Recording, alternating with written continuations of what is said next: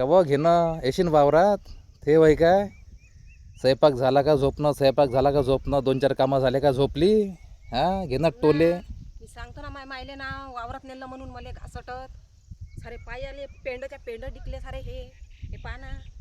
ते वय सांगतो ना काय मी मायले हां नाव. घेणं टोले आता भाऊ तिथं कशी होय घरी काय वाटते हे काय होय सांगतोच मी मायले ना थांबा. जरासा स्वयंपाक केला रांगोळी टाकली का झोपली जरा स्वयंपाकला रांगोळी केली का झोपली घेणं टोले आता हां घरी कशी सटसट करते सटसट सटसट लय पाय दुखले ना मायवाले आता बसू तर द्या जरासं मले.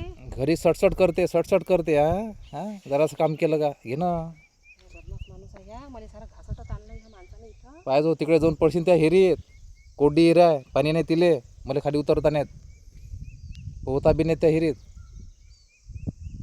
हां